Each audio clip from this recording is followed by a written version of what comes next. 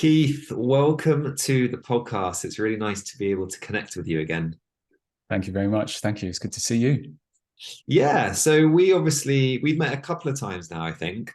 And gosh, maybe around 12 months ago, I Mm. came around and we had a breath session together. Mm. And perhaps we can touch on breath work today. It's kind of a natural topic within what we're going to discuss, which is really heroic hearts, psychedelics, and the role that they can play. But before we dive into the nitty and gritty of all of that, are you happy just to share a little bit of your background, your journey, and what's brought you here today? Yeah, just as I'm happy to go into it in greater detail as we go on. But as a broad overview, um, I'm a combat veteran of Iraq and Afghanistan, and next month actually is 10 years since I left. So Wow. and so Iraq and Afghanistan were my experiences in the military, um, and they proved quite difficult. And I found that the conventional methods for assistance with things like PTSD, anxiety, depression, I found that they didn't work. And that's quite hard when you're really suffering, right? To not, that's what hopelessness looks like. And I felt that way a few times in my journey. Again, I'm happy to expand on it as we go along. But I found that the conventional methods didn't work. Talking therapies, can be interesting and valuable, but I say that that's a management tool, not a healing modality. And SSRIs I found to be toxic to me, but I'm aware that they have value for others. But I label those as management tools and not healing modalities as well, because that, in all honesty, psychopharmacology wise, that's true. They're not healing modalities. They're not designed to do that. No one ever makes that claim. But that doesn't help you. That doesn't help knowing these things when you're in the depths of your trouble. And somehow, having no knowledge of psychedelics as tools for potential healing, I became aware of psychedelics. And it was while I'd left the military and I was working for JP Morgan in Canary Wharf at this point. And I became aware of psychedelics, one in particular, which was ayahuasca. And it transformed me to such a degree that I realized not only is it a powerful tool for me, that other people deserve that opportunity, people that I know, people that I shared my military experiences with. I thought, these people deserve this just as much as I do. And so a few years later, finally, I managed to get myself to a position of strength and power. And I created Heroic Hearts. Technically, Heroic Hearts is a United States-based charity, and I simply opened the UK branch. So when I say created, I'm CEO of the UK branch. That's true, but I didn't found the charity. Sure. That honor is someone else's. Jesse Gould, a wonderful human being. And since then, we've taken people on retreat. I should say, sorry, the charity itself, Heroic Hearts UK, its aim is to help military and emergency services veterans gain legal access to psychedelic therapy. And we've managed to take 4 people abroad so far to Peru for ayahuasca therapy. And we're currently going through some administrative management processes where we're registering ourselves with a charity commission. But you can understand that a charity like ours has extra attention from organizations such as the charity commission, rightly so. But that's requiring a lot of work. So that's where we currently sit. But it feels good. It feels good to be helping people, and it's good work. It's good work, and it's having a real effect. It's a wonderful thing to be able to see, to witness people's healing. So yeah. I feel very grateful for the opportunity. Yeah, absolutely. And it's healing to witness it, isn't it? Oh, yeah. The tears. I broke down. I was actually fortunate enough to go on the retreat. One of our team goes on the retreat for continuity of relationship. Okay. And even before the retreat started, just while we got the guys in the Maloka for the first time, the Maloka is the ceremonial space. Even before a ceremony had taken place, and I broke down in tears just because it was the most beautiful thing I'd ever achieved in my life. Is just getting those people into that space, ready to experience ayahuasca. So, and then I cried loads more times as well, because it's the most beautiful thing I've ever achieved in my life. Yeah. So I feel blessed.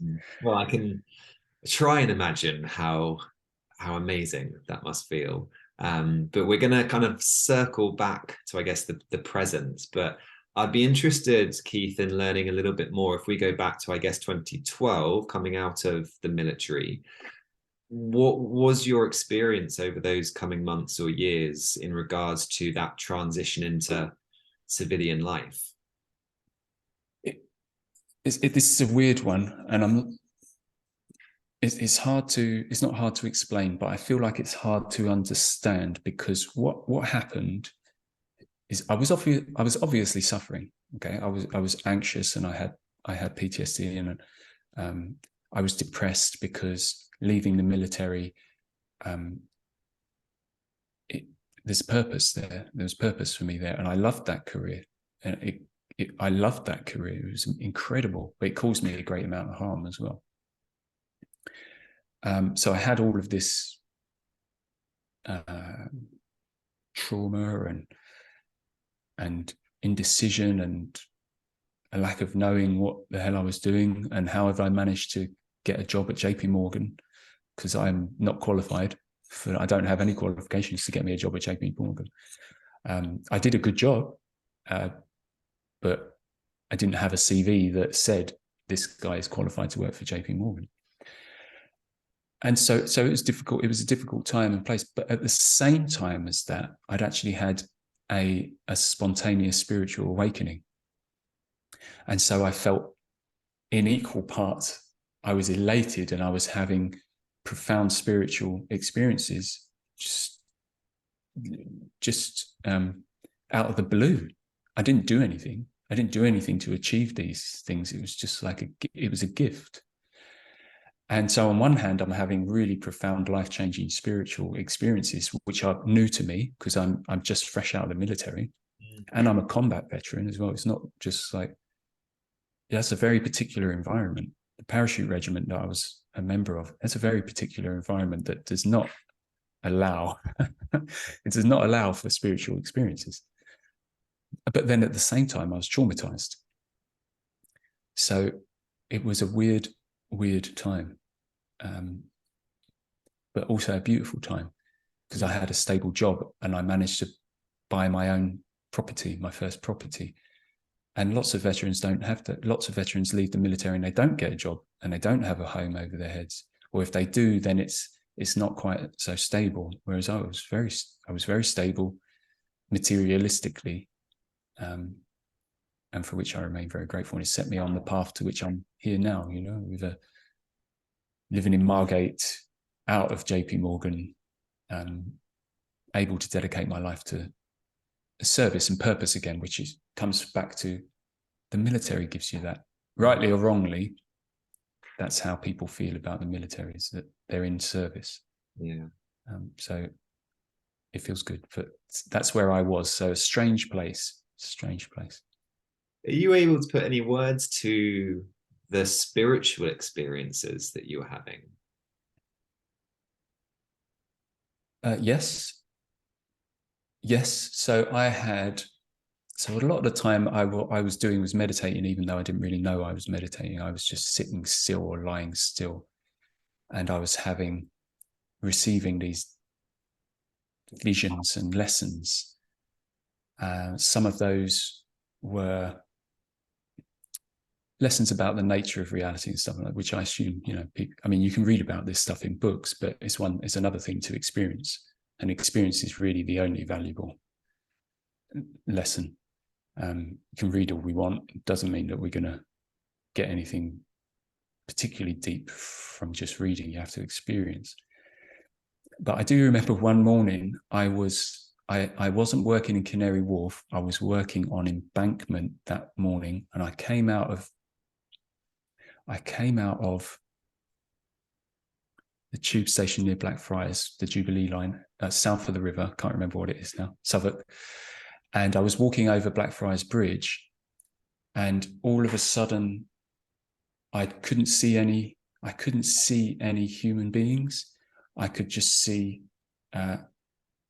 movements of energy, like half solidified.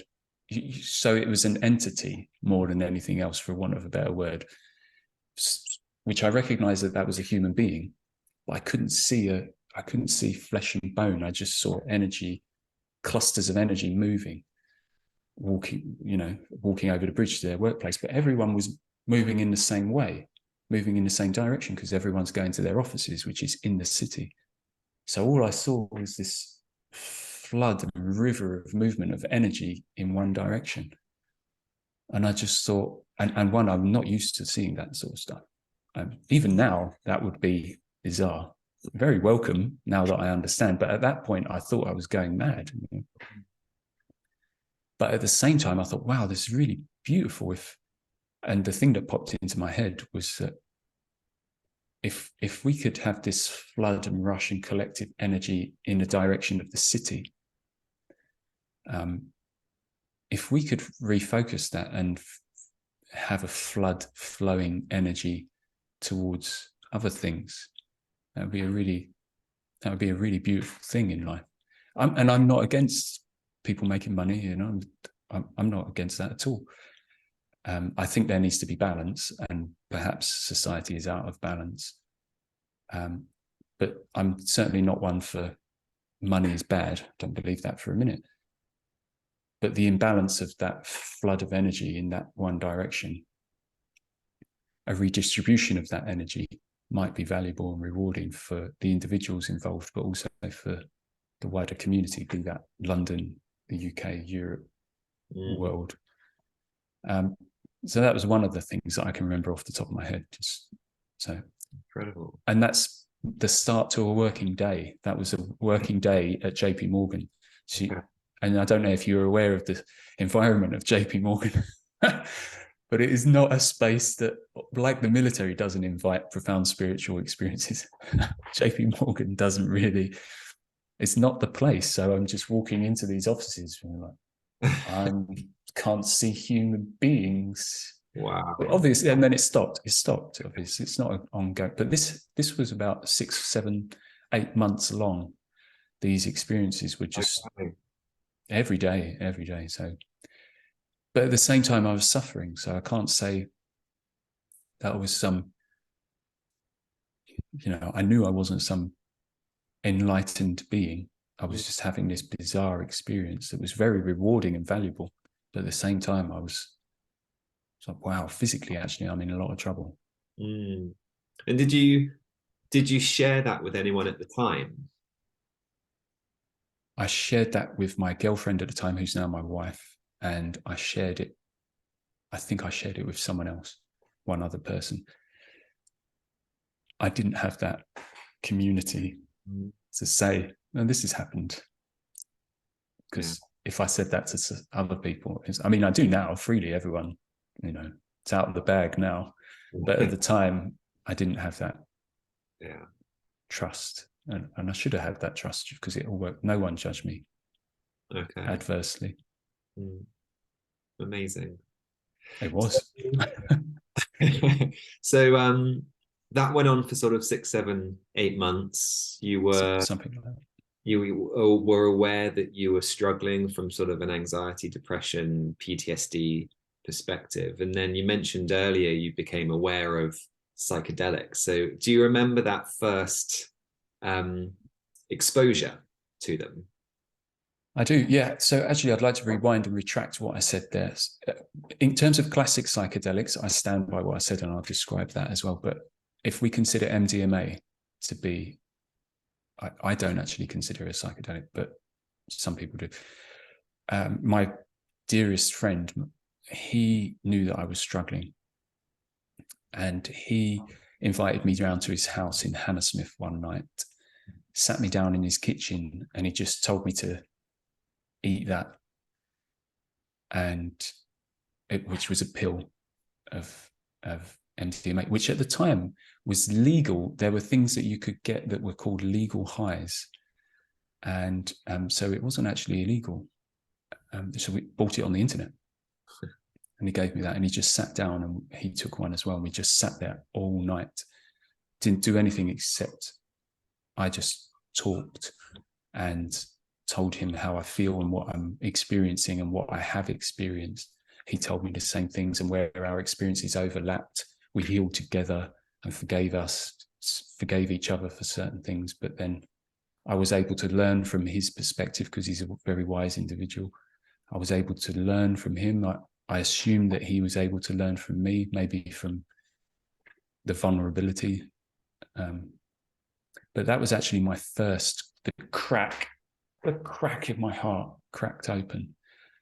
And then, but it was a long time until actual psychedelics then came into my consciousness.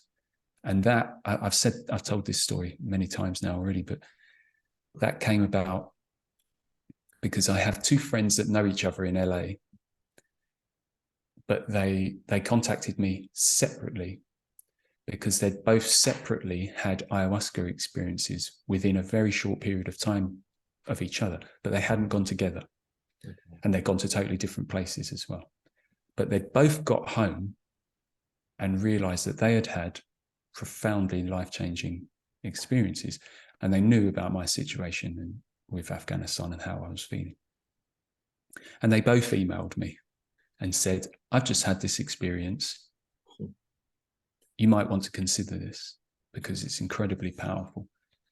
And I'm the sort of person that is quite instinctive or acts on his tuition quite a lot. I'm not much of a researcher. In fact, I have no skill at researching anything. And I love these people and respect their opinion. And so I just thought, well, if it's good enough for you, it's good enough for me. So I booked 2 weeks holiday from JP Morgan, booked a flight to Peru, and I flew out to Peru. And one of those friends had arranged some locals to meet me at the airport and introduce me to the medicine, which is, if I put my CEO of Heroic Hearts hat on, I would not suggest anyone does that.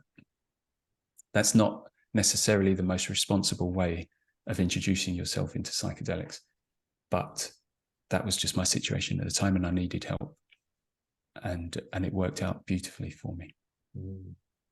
Amazing. And courageous. It is courageous. Medicine work is courageous, yes. I have to say that it was probably more hopelessness at the beginning, but to actually still go through and do the medicine work, doing the medicine work is undeniably courageous. Yes, I accept that. But actually my decision to go was based on hopelessness. Okay. Does that make sense? The differentiation. Yeah, definitely. Okay. And then, so when was this? This was this sort of around 8 years ago, or? This was, it was 8 years ago in April. Okay. Yes, because it was in April that I took those 4 men with heroic hearts back to that part of the jungle. It was 8 years ago to the week, but through I didn't intend that to happen. It was just, this is the exact same time. Okay. And when you were out there, you said you took 2 weeks holiday. Was there more than one ceremony that you took part? Yeah, I had two ceremonies. You would normally need more than one ceremony. Just even if you can get a lot of healing in one ceremony, which of course you can, actually a second ceremony is often, just traditionally there would be a third ceremony or even a fourth ceremony, but there's often, in the traditional perspective, there's very often more than one. They would never leave it at one. So I managed to have 2, and even after the first one, I'd had my whole life changed, and then I was very willing to have the second one, and then I had my life changed again. Strangely, not in the most traditional way. I actually had I think I had maybe 2 nights in between, whereas ordinarily you would have it on consecutive evenings. I had a gap. I can remember that much. There was a gap. But it was wonderful. It was wonderful. I actually listened to an episode that you did with Professor Nutt, I think in 2020. So I heard a glimpse of your experience, but are you happy just to share a little bit more around what that first experience with ayahuasca was like? Yeah, the first one, so the one that I spoke to Dave about was actually the second night, right.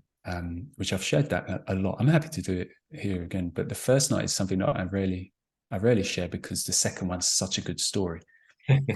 But the first one, I'm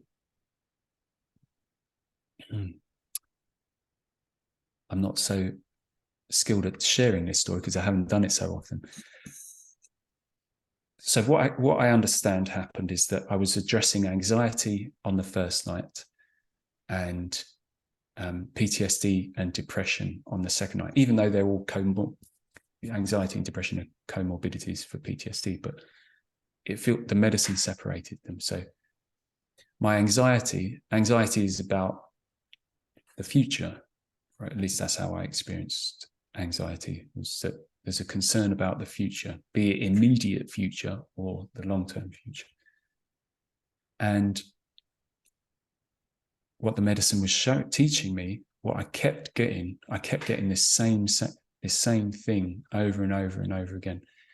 It was just, you're just not smart enough, Keith. You're not smart enough to know the future. You're just not that smart. Just accept it. No one's that smart. You cannot know the future. You're just not that smart. And so it was this mantra that I kept getting, and I'd fight it. I'd be like, no, I can do that. I can understand the future. I can plan ahead and I can control the future. Obviously, folly, but that was my perspective. So I was resisting the medicine and what it was trying to teach me. I was saying, no, I don't believe that to be true. I've got an element of control in this life. I can control my future. I was like, Keith, trust me, you're not that smart. No one is that smart. There's not a negative connotation. I'm not calling you foolish or stupid. You just can't be that smart to know the future. It's not something within any of your skill sets, anyone's. And so the medicine decided to test me with it and show me and convince me of it. And so I would have situations where I would think that I would be in control, and situations that would make me anxious in real life. And then the medicine was like, well, can you control what's unfolding here? And I would try, and I would realize what would happen when I did try is that I would stop breathing, which is very relevant for you. I would stop breathing and I'd become tense.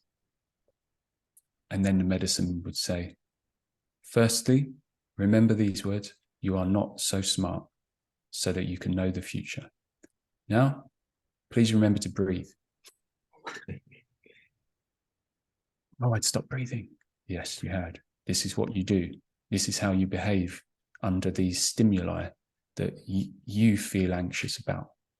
This is a process that you go through every time. The experience occurs. The stimuli is presented in front of you. You're feeling immediately like that you want to control that situation by your force of will. You can't do it. You get frustrated. And all of that time, you stop breathing. And then you become tense and more tense and more tense. Physically, your body's got an inability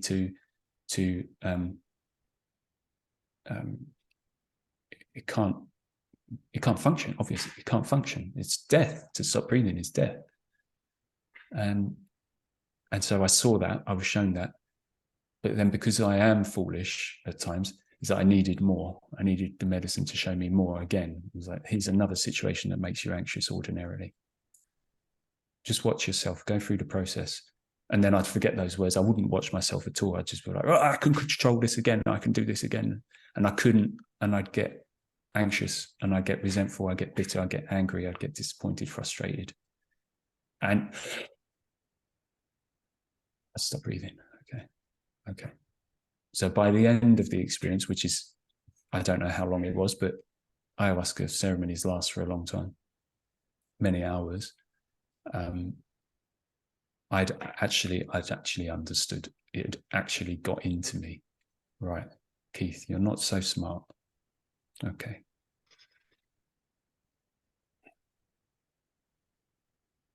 Oh, I don't feel anxious, actually. Oh, who knew?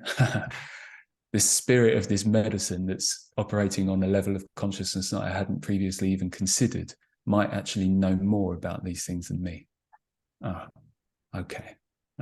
Thank you very much. Thank you. I submit to your wisdom. A powerful journey, powerful. And then that was just the first night. And then I had a second night. So you can see I already had my life changed because I had been taught a way to manage experiences in my life, like getting on the central line. I don't know if anyone gets on the central line who's listening to this podcast. I imagine there's lots of them. The central line is a difficult place at rush hour, and it definitely made me anxious. But after that, because I still had to come back and live my life, which is important always to remember about psychedelics, you have to employ these lessons. You can't just say yes, come back home and just do the same thing over again. You have to work. So the first day back, I was like, well, I need to go and test it, don't I? I need to go onto the central line at rush hour, which I had to do anyway. Okay, I can't control this situation or this environment.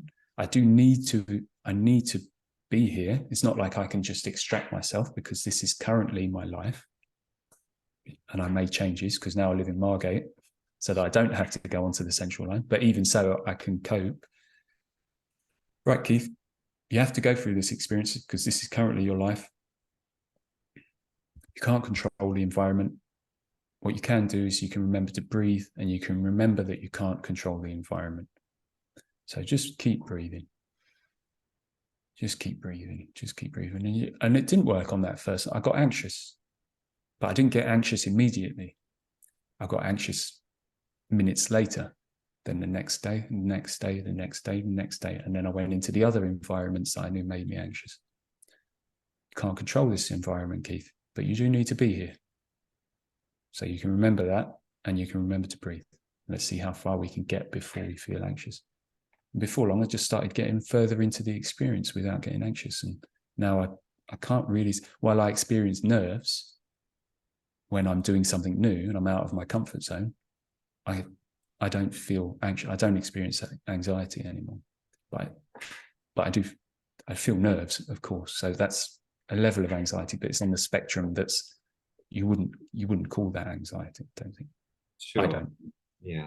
No, that's understandable. And it resonates quite a lot. I think that kind of the depth at which lessons are learned during psychedelic ceremonies, I think, is something that one of the many things that stands them apart. Like you say, you can read a book, you can intellectually understand what might be going on, but that sort of felt sense and how it penetrates so deeply, I think, can just really help shift the needle as it did for you in that example you just given. Totally agree. Yeah, that's the power of it. Yeah. And I've heard you speak, I think it was on the episode with Professor Nutt, but I think it was you who spoke around, maybe this is the second ceremony that you had, but sort of that deep nurturing that was so powerful within sort of your healing journey as well. Yeah, and I needed that as well. The medicine can be hard, it can be a hard master, a hard teacher, but actually I didn't need that at that point. The medicine has been hard with me again since, but at that point I just needed a hug, and I needed someone to nurture me, something to nurture me, and I got that in abundance, and that was really important for me, that I was nurtured. If I'd have, I mean, it couldn't have ever worked this way, but let's say it did, and I took the medicine and I had a really, really brutal experience of really hard, which can be, and I've experienced it as well. it wasn't the time for me to have that. The military environment is an unforgiving place. JP Morgan's an unforgiving place. And I needed nurturing. I needed that hug and that gentle nature of healing, instead of right, now we've got really hard work to do. This is going to be difficult. Remember to breathe. Don't resist. It's going to be difficult. Fine with that now. But at that point in time, that was not appropriate. And the medicine knew that. That's how I perceive it. Yeah. And I think that's an important piece of sort of knowledge or awareness for people that might be new to psychedelics, this idea that the medicine gives you what you need, not what you want, and it gives you what you need at that point in time. And what you've just said there, I think, is a great example of how it can work. Yeah. I would add to that comment as well that trust is the most important part of psychedelic work. And you have to trust the people that are providing this service. And because some of them are not trustworthy. There are people out there that think they know what they're doing and they don't. There are people that know they don't know what they're doing and they're still doing it. There are people in it solely for money. There are other people that are true healers and compassionate and kind and patient. And in those environments, with good medicine, again, a lot of people water down their medicine, especially for gringos, especially for white tourists. They water their medicine down. Even the biggest tourist ayahuasca centers, very famous ayahuasca centers, they water their medicine down, or they make it less strong on purpose. And I'm not saying that can't be healing, but when we're talking about veterans and we're working with veterans, we need to make sure that this is a safe place and that the people that are working with us and veterans understand that they're working with veterans, and that generally speaking, they're quite big men, which requires, I've never seen a physical outburst by anyone, but I assume it happens. But you need to tailor the environment and make sure the environment is correct for you, well suited for you, and that the people can manage you as an individual. And if you're in a collective group having an ayahuasca ceremony with 60 people, 100 people, 120 people, it's just bizarre and should be illegal. So yeah, it's important that the medicine work is done correctly, and that it's not all medicine work is the same. And there's a lot of stuff out there that is not, shouldn't be engaged with, as far as I'm concerned.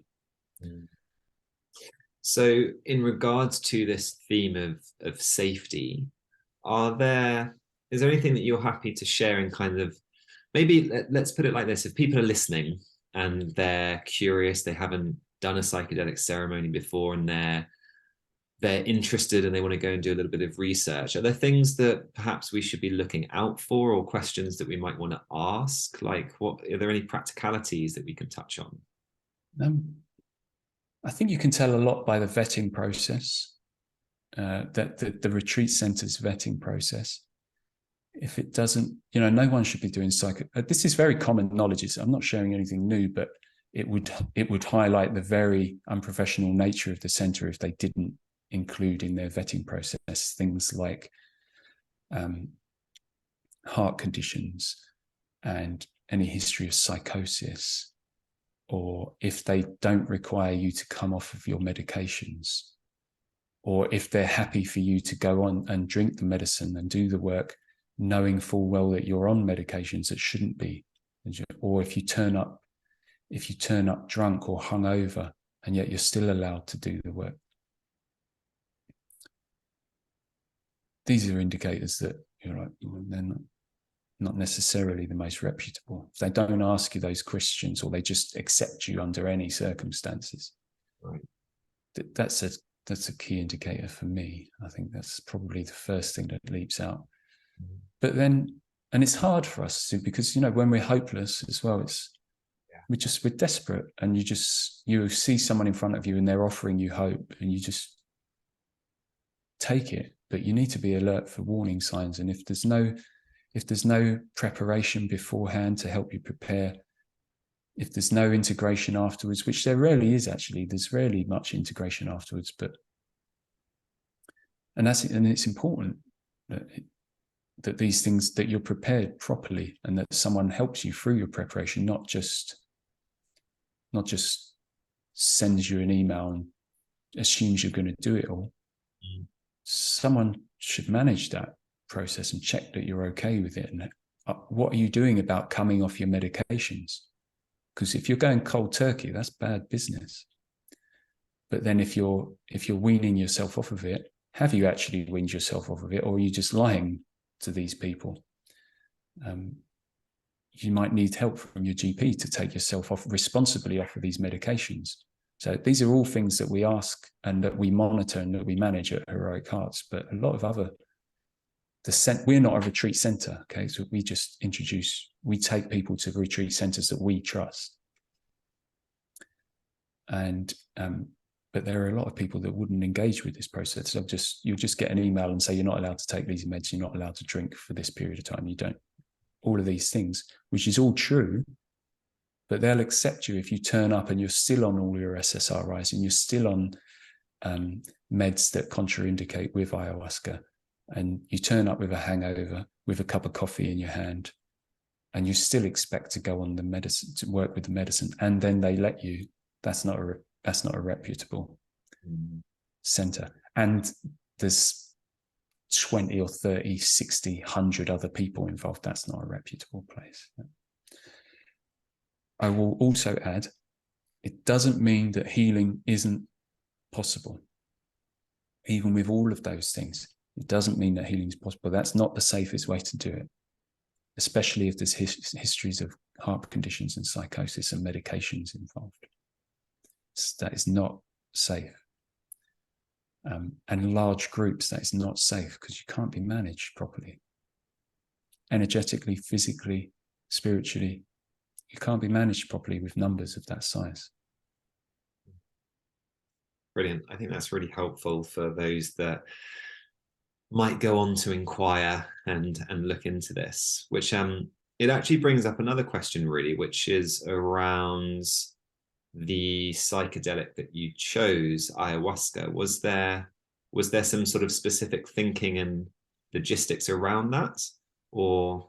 I went purely off of the recommendations of my friends. Okay. I didn't do any research. Again, so putting my CEO hat on again, this is not my behavior is not something that I would advise. It's just, it worked out for me. Yeah. But it might not work out for other people. And I went on my own into the deep jungle, into a little hut. I didn't go to a center. I went to someone's private hut, deep in the jungle, on my own with these people. It's a very vulnerable place, but I have a military background. I feel like I can probably, I'm comfortable in those environments, but this is not something that should be experienced, I think, by the general public. It's quite Sure. Everything's fine for me. It was safe. These people are lovely. They're my friends to this day. And I was very well looked after. But that isn't something that you should necessarily just accept that that's always going to be the case. There are people out there that don't come from that place. Yeah. And in regards to Heroic Hearts as an organization using ayahuasca, do you take people to Peru because that's where the US Heroic Hearts, that was their kind of process, or are there other reasons why? It was because there was already the trust and the vetting in place, and they've been working with US vets for a long time. Turns out the guy who was the curandero of that retreat center, he was English and he'd been in the jungle for 18 years. I think he's now a dear friend of mine as well. Wonderful human being. He's sold that place now, but yes, we went there because, well, this person is totally trustworthy and has been working with veterans for a long time and has had great results. So why would we go anywhere else? So now we do need to think of other venues because he's sold that to someone else. That person is also trustworthy. We just haven't had the funding to get ourselves over there yet. But there are other places in Mexico, there's a couple of places in Peru that we trust. There are other places coming up in Costa Rica in the near future that we know the people behind it. So there's trust already. And I think I'm right in saying that you're sort of looking into potentially using psilocybin as well for some of That's these. right. Yeah, so we have a plan. It's hopefully next spring, summer, that we are going to take veterans as part of a research study, an observational research study, to look into the effects of psilocybin on traumatic brain injuries. Oh, wow. So we're not looking at mental health. We're looking at a physiological injury to the brain. So we're going to be reading people's brains, taking surveys, doing tests, traditional tests for traumatic brain injuries and motor functions before and after, to see what psilocybin is capable of, if anything. So that's really exciting as well. It all comes down to funding at the end of the day. Can we get funding to take people for ayahuasca in Peru? Can we get funding for this research? We're trying our best. So. Okay. And I mean, we've touched on some of the things to consider if we're, looking for a retreat center. We've briefly touched on the importance of preparation for a psychedelic ceremony. I guess the other end of this is kind of the integration piece, obviously, as well. And you touched on a little bit of your integration many years ago. Can we kind of just expand on integration as well? What perhaps have you found helpful? What are some of the options that we think are available for those people that go on to do a psychedelic ceremony? And yeah, it'd be great just to expand on that side of things. Integration starts with preparation.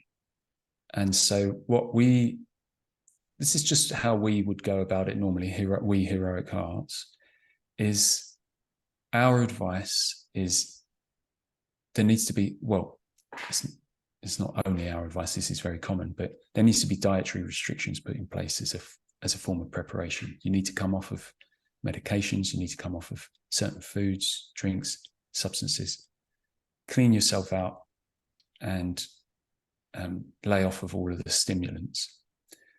And we ask that continues at least for a week after the ceremony finishes, as the first form of integration. Just keep yourself clean so that the medicine can remain in your system and keep doing its work for as long as possible. What we also advise in the preparation phase is that journaling is a powerful tool. And by journaling, we don't simply just mean stream of consciousness writing, or I had a cup of tea and I've eaten my breakfast, I've taken my dog for a walk. Our form of journaling would be focused on, what do you want? Why are you here? What do you perceive to be the problem? What do you want from this experience? What do you hope to gain? And writing expansive answers yourself to those questions from what you currently perceive to be true. And doing that every day and seeing what comes up, because it shuffles the psyche around.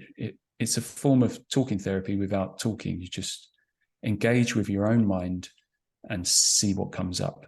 But you're asking specific questions and you're writing expansively those answers, which can be very difficult. But it can prepare you wonderfully well for a psychedelic experience. It can also help highlight what your intentions really are. And setting intentions is part of the preparation phase as well. But shuffling the deck and getting it all set out for your journaling process is a really helpful way of either confirming your suspicions about your intentions or reprioritizing your intentions. So it can be it's a very valuable tool. That should be continued during the retreat and after the retreat. But obviously you're asking different questions and you've got different answers this time, but you are expressing yourself in an objective way. It's still subjective, obviously, but it's in black and white in front of you. It's not in your mind just going around and around. You've got it out on paper so that you can refer to it. You can look back in 6 months if you want to and be like, oh, I remember feeling something different, but that's how I actually felt. So that's going to be true. What you wrote down on the paper, that's going to be true, not tricks that your mind plays on you. So that should continue, journaling. Breath work, again, relevant to you. We would suggest that a daily breathing practice can be very helpful, not least because one, it's medicine in its own right, but two, through the psychedelic experience, the best thing you can do is just remember to keep breathing.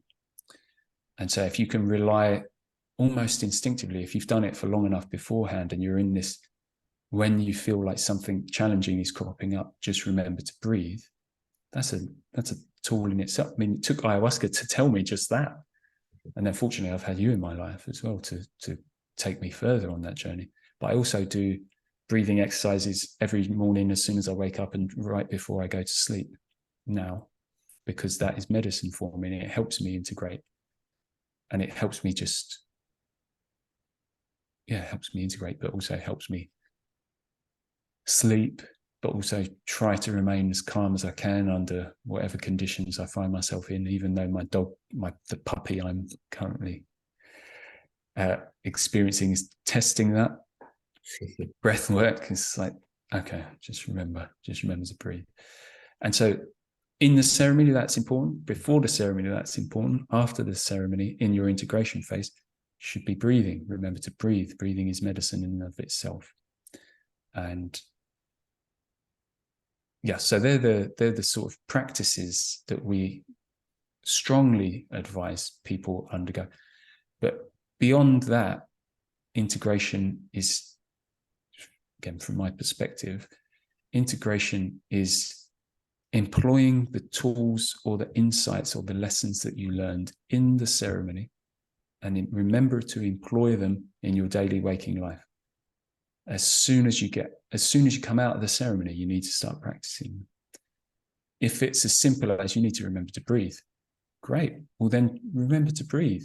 When you're getting angry, I'm speaking to myself here, when you're getting angry because your dog has run off, Keith, are you breathing? No. Well, you need to breathe then, don't you? It's like, oh, dog. It's this dog. Well, Keith, remember to breathe. Never mind the dog. Are you breathing? Oh, no, stop breathing. Okay. Okay, I feel a little bit better. Employing them, whatever your lesson is, whatever the lesson is, no matter how difficult it is. If I might share something very personal, not in my last experience, but in a previous experience with ayahuasca, one of those lessons was that my dad needs to be shown more physical affection, and I need to tell my dad that I love him more. And that's difficult. It's difficult for me to do that. Regardless, that's what I've been told to do. Medicine has told me that my dad requires physical affection and that I need to tell him that I love him. So I was like, right, okay, well then the first thing I'm doing when I get home, I'll get the train home from the airport, and I won't go home. I'll get the train home to my mum and dad's home. And I'm going to go straight to my mum and dad's house and tell him that I love him. I'll give him a hug, just because the medicine has told me that's integration.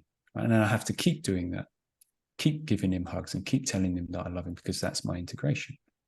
It's hard because I don't always want to do that, because we rub up against each other from time to time.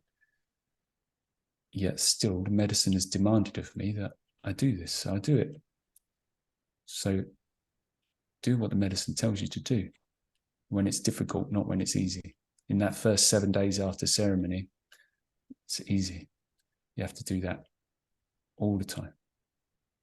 All the time. It's very hard. Yeah. But this is the work. It is, and it's a beautiful example. Thank you for sharing, Keith. And I'm so glad you brought the breath as such like a central piece, both in your journey, but really when we're participating in sort of psychedelic ceremonies, the role that the breath can play in preparation during the ceremony and integration. And it's certainly something that I found both in ceremony, finding that in challenging periods of it, like as you say, just holding my breath and maybe a piece of music ends and then suddenly I remember to breathe again.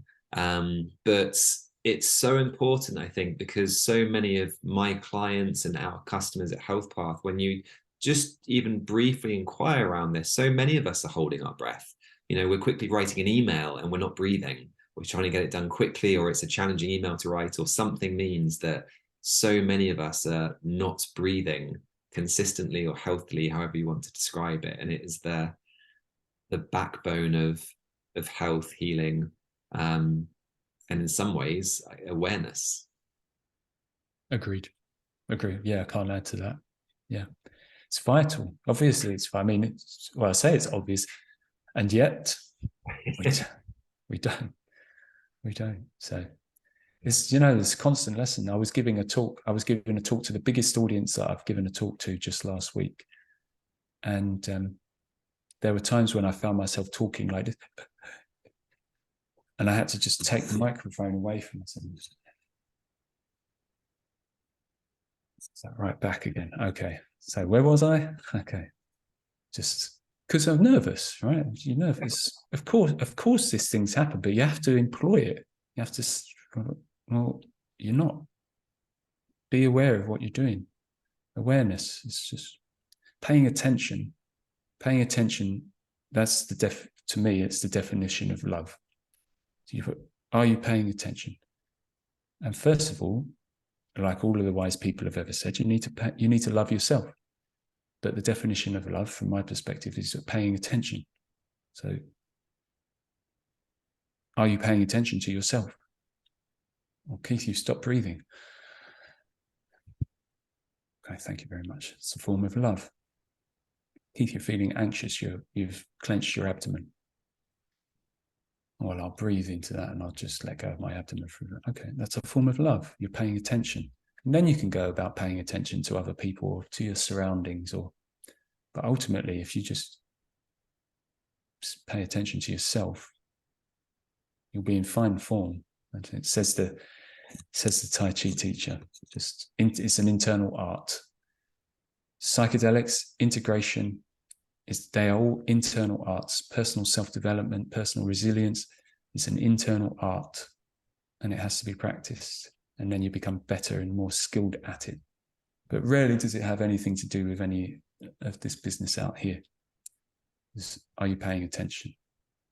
I'll stop breathing. Okay. So love yourself. And over. and over and over and over until you're sick of it. I think one of the beautiful things about the breath, though, is you can so quickly feel the benefits.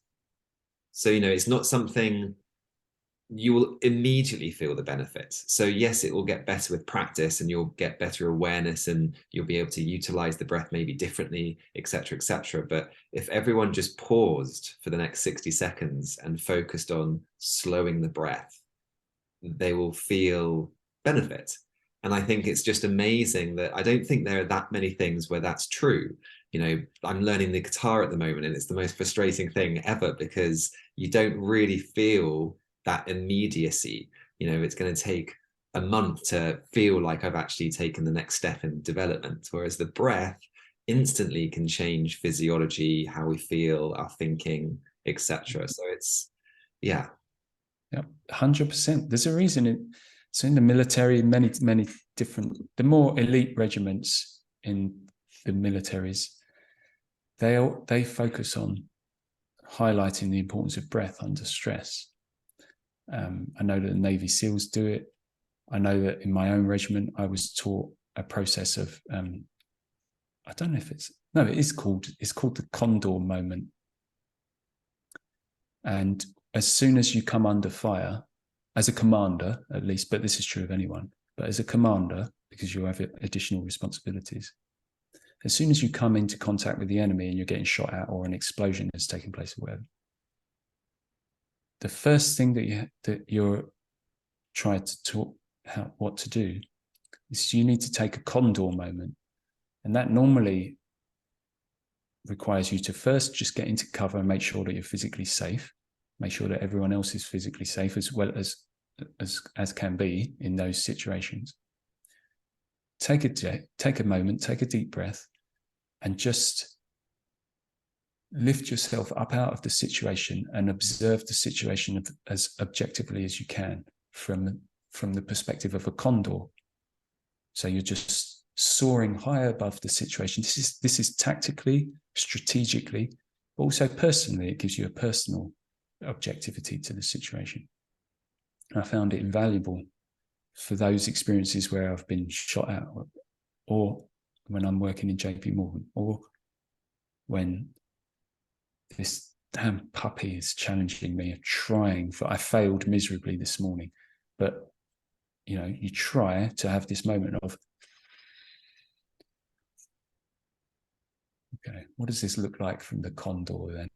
Just gonna, and in a military perspective, tactically, that's very useful because you can see, well, over there's more additional cover for my men to stay safe in, or running across that open field would be a terrible idea, or staying here is the safest thing I can do, or whatever. But so tactically, it's really important for the military. But personally, what does this situation look like from the perspective of the condor? Maybe it's not as stressful from up there. And then come back down into your body, breathe, and try and take your actions based on that perspective instead of acting from a place of where we are here now in this very difficult, very challenging space. It's obviously, this is not easy. This is not easy. It's probably the hardest thing. The internal work is the hardest thing. But we have to keep trying and going. Again, I'm speaking to myself. I have to keep trying and not get too disappointed in myself or too guilty. I felt shame this morning because I acted angrily and actually violently, and I consider myself to be militantly peaceful, and yet I used violence this morning. I felt great shame and guilt and disappointment in myself, and yet I have to breathe and just, it's just a lesson that you can learn from. Sure, of course I shouldn't have struck the dogs, shouldn't have shouted at him and reacted that way. Of course it would have been healthy if I hadn't, but I did. So zoom out a little bit. He's a puppy, he's testing you. You are in a period of change yourself, so it's okay, it's all right. Try and maybe don't carry that shame, because carrying shame is never helpful. That's, you know, being guilty, that doesn't achieve anything. Forgive yourself. Be patient with yourself. I'm still talking to myself here as well. So, you know, all of these things, this is all integration. This is all the work. This is all the medicine work. This is all internal work. This is all breath work all the time. And we'll fail miserably. And I have this morning. I still feel bad for it, but I'm feeling better because I express it, because I can be vulnerable enough to express it. You're patient enough to listen. And I have certain tools in place where maybe the shame and the guilt doesn't get carried for as long as it might well have before. Mm-hmm. So it's ongoing. Yeah. So forgive ourselves. Absolutely. You know, the word that comes to mind around compassion, self-compassion, and how powerful that can be as a healing modality, for want of a better way of describing it. Absolutely. Yeah, you can't forgive yourself until compassion comes first. Compassion is the start. Forgiveness comes second. And I think, you know, for me, all of those sort of themes and words and experiences you've been describing, you know, we come back to the crux of breath, mindfulness, awareness, compassion. And these are, as you have said all along, are skills. They're things that we need to cultivate day after day as a way to get better at using them to reduce the amount of suffering that we are experiencing through experiences like you had this morning, for example. And it's so easy yet so hard. I think, you know, these bread and butter of the human experiences and what we need to really be focused on. Do you have any, as a final point, because I'm mindful of time, maybe you've already kind of answered this in some ways, but any words of wisdom around around your experience with this, around practicing compassion and mindfulness and coming back to the breath. Any final thoughts? I don't know if it's one thing that I was taught through the medicine is that, it's just reiterating what I said really, is one, paying attention is the definition of love. Just pay attention to yourself and just accept what it is. Just judging yourself, condemning yourself, because once you pay attention, you're going to find out that you're probably in quite a lot of trouble, that there's a lot of pain there and a lot of trauma there. But if you keep paying attention, you'll work through it. A tool for doing that is remembering that you need to breathe through all of that and pay attention. Breathe and pay attention. Breathe and pay attention. And in the end, things start to move and change. And that's what we want, is movement and change internally, you know, because that's the nature of things, change. So things that are stuck change at last, change into something else. But it's difficult. And the other thing that I learned really is that compassion is the starting place. If you can understand that you are suffering, then you can act in accordance with understanding that you are suffering. If you recognize that someone else is suffering, that's compassion. And if you're in a position to do so responsibly and from a place of love and not from a place of need, from your perspective, maybe you can try and lessen their suffering. But really pay attention to ourselves and start with compassion and understand that we are suffering. From that place, once you understand that you are suffering and that your behavior has been influenced by that suffering, then you can forgive your behavior. Doesn't make it right, and it doesn't mean you're going to escape the consequences of that behavior, but it does mean that you can forgive yourself for that behavior. That's true of other people. You understand that they're suffering and that the suffering they might have caused you comes from a place of their own suffering. And if you can understand that, you can forgive them. And it doesn't mean they escape the consequences of their actions, but it does mean that you can forgive them. It doesn't mean that you have to keep them in your life, but it does mean that you can forgive them.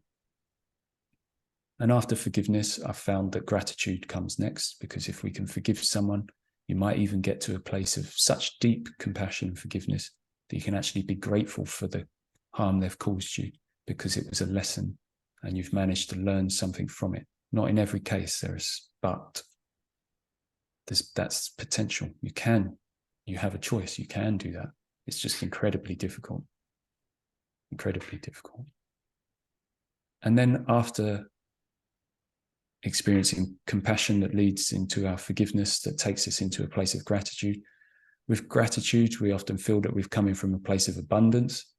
And then from abundance, then we can turn that into service. And my experience and what I've learned through this work is that the highest achievement for us is that we place ourselves in service. It doesn't have to be to humanity. It can be to animals. It can be to the earth itself. But we place ourselves in it can be in service to God, whatever you want to say. But it starts with compassion, and you have to practice it every day and forgive and find it. Ultimately, it leads to gratitude. I find that just trying to be grateful is really hard and sometimes comes from a forced place. Whereas it's very real if you've worked through it and find yourself feeling grateful. And then service. So I don't know if that answers your question, but it most certainly does. Yeah, that's beautiful. Thank you, Keith. Thank you. I think that's an incredibly powerful way to conclude this morning's conversation. So thank you so much for coming on. It's been amazing to connect again, and hopefully it won't be as long until we speak again. You're always very welcome here. Thank you, Keith. Thank you.